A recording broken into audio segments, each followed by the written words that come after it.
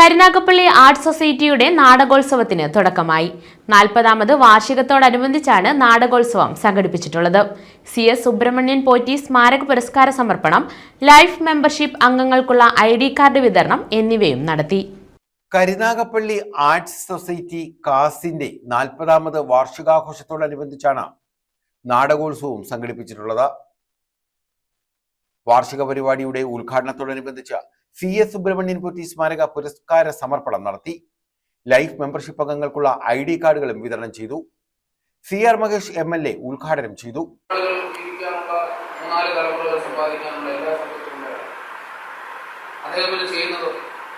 നിങ്ങൾ പോകുമ്പോൾ ദേശീയപാതയുടെ സമീപം ഓവർക്കാവിൽ ഇങ്ങനെയുള്ള കുഞ്ഞുങ്ങൾക്ക് സൗജന്യമായി ഒരു തെറാപ്പി സെന്റർ.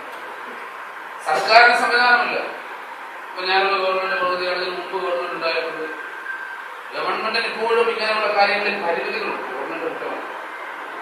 അവിടെയാണ് 100 കണക്കിന് ഇത്തരത്തിലുള്ള കുഞ്ഞുങ്ങൾ അവർക്ക് വേണ്ടി അവർ നസീറൊക്കെ കാണുന്നത് വാപ്പയെ അച്ഛനായിരുന്നു. നസീറൊക്കെ ഇപ്പോൾ ഒരു മകനില്ല, ഞാൻ എപ്പോഴും 100 കണക്കിന് ഒരു മാസം അവിടുത്തെ ചെലവ് ഏതാണ്ട് 5 ലക്ഷം രൂപയ്ക്ക് കൃത്യമായ രീതിയിൽ നല്ല തെറാപ്പിസ്റ്റ്, നല്ല വിദ്യാസമ്പന്നരായിട്ടുള്ള പെൺകുട്ടികൾ അവിടെ പഠിപ്പിക്കുന്നു. അവിടെ അഡ്മിഷനെടുത്ത കുഞ്ഞുങ്ങൾ രക്ഷകർത്താക്കൾ സാക്ഷ്യപ്പെടുത്തിയത്. R. രവീന്ദ്രൻപിള്ള അധ്യക്ഷത വഹിച്ചു. സജീവ് മാമ്പറ സ്വാഗതം പറഞ്ഞു. ഡോക്ടർ വള്ളിക്കാവ് മോഹൻദാസ് CS അനുസ്മരണം നിർവഹിച്ചു. 2ാമത് CS സുബ്രഹ്മണ്യൻ പോറ്റി സ്മാരക പുരസ്കാരം നസീർ വെളിയിലിന് സമ്മാനിച്ചു. ജില്ലാ പഞ്ചായത്ത് അംഗം നജീബ് മണ്ണേൽ, G. സുനിൽകുമാർ, ഗിരീഷ് കുമാർ, V. അരവിന്ദകുമാർ തുടങ്ങിയവർ പങ്കെടുത്തു. ചിന്തിക്കാൻ പറ്റുന്ന അപ്പുറമാണ് ആരം ചെയ്യുകയാണ്. അതേ യോഗക്ഷേമസ്നേഹിക്കൊണ്ട് അതിന്റെ പ്രസിഡന്റായ അദ്ദേഹത്തെ വാഴ്ത്തേണ്ടി വന്നു ആ സഭയിൽ എന്നാലോചിക്കുക. പക്ഷെ അദ്ദേഹത്തെ വാഴ്ത്തിക്കൊണ്ട് അദ്ദേഹം യോഗക്ഷേമസമയം മാറ്റി. അദ്ദേഹം വരുന്നതിന് തൊട്ട് മുമ്പ് വരെ യോഗക്ഷേമസയുടെ പ്രത്യേകത ബ്രാഹ്മണരുടെ രക്ഷത്തിന് വേണ്ടി, ബ്രാഹ്മണരെ രക്ഷിക്കുന്നതിന് വേണ്ടി, ബ്രാഹ്മണരുടെ ആചാരങ്ങളെല്ലാം സംരക്ഷിക്കുന്നതിന് വേണ്ടി ഉണ്ടാകുന്ന സഭയായിരുന്നു യോഗക്ഷേമം.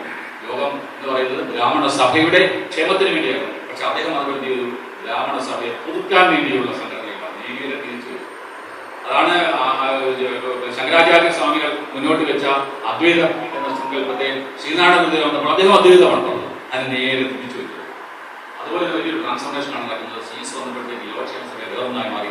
അതുകൊണ്ടാണ് യോഗക്ഷേമ സഭയിൽ ചെറുപ്പക്കാരായിരുന്ന പ്രവർത്തകർ അതിന്റെ സ്ഥാനങ്ങളിലേക്ക് എത്തിയത്. അങ്ങനെയാണ് സാക്ഷാൽ EM ശങ്കരൻ നമ്പൂതിരിപ്പാട് എന്നൊരു രാഷ്ട്രീയ നേതാവിനെ കേരളത്തിൽ ലഭിക്കുന്നത്. News bureau, Karunagappally.